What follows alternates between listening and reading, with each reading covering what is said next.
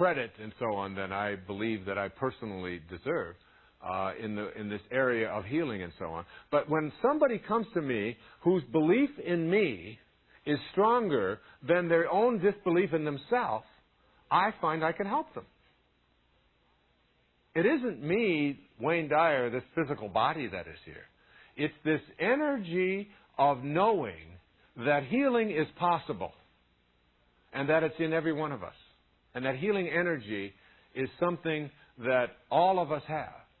And that by putting your hands on or just convincing somebody or just letting them know that I have such a strong belief in you that you can be healed, that has a tendency to transcend the negativity that is the disease process. And that it isn't some magical faith healing kind of thing at all. I mean, if you read the work of Bernie Siegel, and if you read Deepak Chopra, and you read Dean Ornish, and many of these people, medical people, who are talking about the mind-body connection, they're really talking about a strong sense of connecting to the chi, or the prana, which is just the energies. It's just another word for that energy, for that God force.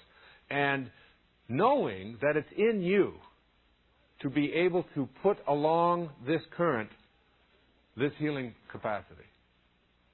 And kahunas did this. And that's how they worked, as he explained it to me. Now, there's a whole lot of training and so on that goes with it. But I find it very intriguing when I think about this word attraction and being able to attract and this concept of energy. There was a poem by a Sufi poet. His name is Rumi. He lived 1,000 years ago in what is today Afghanistan. Rumi had a poem that really reflects what I'm talking about here. It's called The Seed Market. I'd like to share it with you as we talk about this energy. He says, can you find another market like this? Where, with one rose, you can buy hundreds of rose gardens? Where for one seed, you get a whole wilderness? For one weak breath, the divine wind? You've been fearful of being absorbed in the ground or drawn up by the air. Now your water bead lets go and drops into the ocean where it came from. It no longer has the form it had, but it's still water. The essence is the same. This giving up is not a repenting, it's a deep honoring of yourself. When the ocean comes to you as a lover, marry at once, quickly, for God's sake. Don't postpone it. Existence has no better gift. No amount of searching will find this. A perfect falcon, for no reason, has landed on your shoulder and become yours. So this force, this healing energy, this invisible attraction that we want to use to bring something into our lives, is the same power that you have that allows you to process exactly what I'm saying right this minute. It's almost like you have to do a somersault into the unimaginable. You have to think of yourself as not only having a physical body, but as having an energy body as well. If you take your arm and you stick it out in front of you straight, you'll see there's about, however long your arms are, there's that much distance between your trunk and how far out your hand extends. And you move that hand above you and behind you and all around you, that distance is an energy body that is always with you. And the sorcerers talk about this energy body as being something that is assembled around you. And this is a foreign concept to all of you cookie thieves out there. It's a foreign concept that is already, I can hear you out there listening in your car saying, wait a second, what is he? Is he flipped out? What is he talking about, an energy body? And yet, when you begin to see that this energy body, if someone gets too close to you, if someone is talking to you and they stay about here, you're pretty comfortable, aren't you? It's okay if I stay about an arm's length away. But if I get in here, and if I get in here and begin talking to you, there's a discomfort. And this discomfort is not because you're so fragile, but because the energy body of yours has been broken. The boundary has been broken. And that boundary, according to the kahunas, that invisible energy that surrounds you, the great teachers, the teachers of Castaneda and people like that, Don Juan Matus and the Nagual Julian, these people talked about an assemblage point of energy, that this energy is assembled around you. And where it is assembled around you determines your agreement with reality. And in order to shift your agreement with reality, which is what I'm asking you to do in this program, to shift your agreement with a reality that says, I don't have this divine capacity. I can't tap into that energy. It's not within me. It's out there someplace. It is not me. And as you begin to tap into this, you learn how to shift this assemblage point of energy. And when you can shift that assemblage point somewhere in back of you, when you can just shift it, your perception shifts. It's very much like what happens when you're in a dream.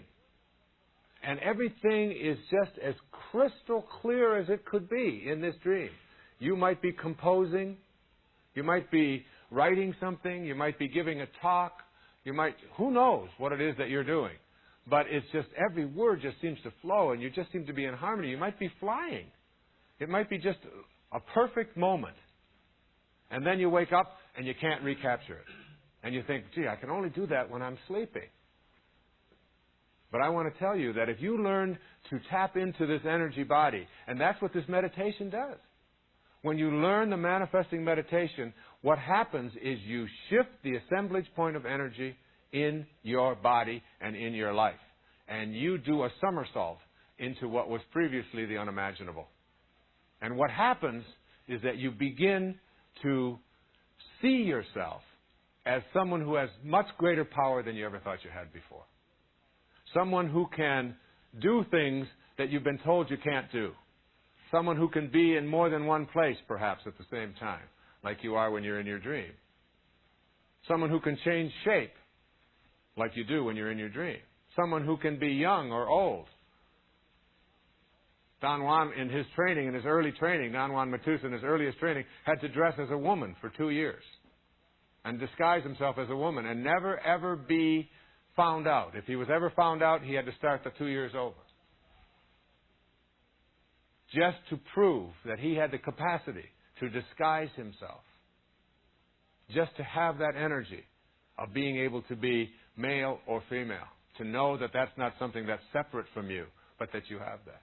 This ability to have someone come at you that you don't want to see you and to make yourself invisible to them through the use of your energy body. These are all things that we think, oh, come on, we can't do that. Where are you coming off with that stuff?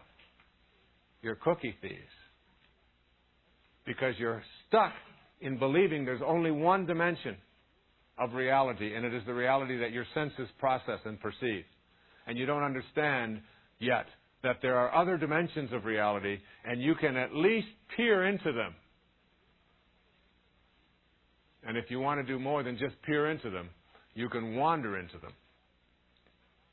Your life here is like being in one room in a house that has 1,000 rooms. And you show up in this one room called daily awareness. And you live in this room. The door opens at your conception and it closes at your death. And you live in this room and you try to figure out a way into the other 999 rooms that constitute potential human awareness. But you can't get in them because you're always pushing and pushing and pushing on the walls and looking for an exit out of this dimension that's out there. Somehow this pushing process doesn't work and you just keep pushing against these walls. And then you have the insight, the awareness. And you step back. And finally you realize that the doorway out of the limitations of daily awareness opens inward. You step back. And you allow the door to open. And you walk right through. And as you walk through, you begin to see the ability to manifest, the ability to manage the coincidences of your life, the ability to place your attention on prosperity, on healing, on unconditional love, on kindness, on divine relationships. And you see that energy not just as something that is static and stagnant, but as something that is alive and flowing and moving and connecting everything to everything.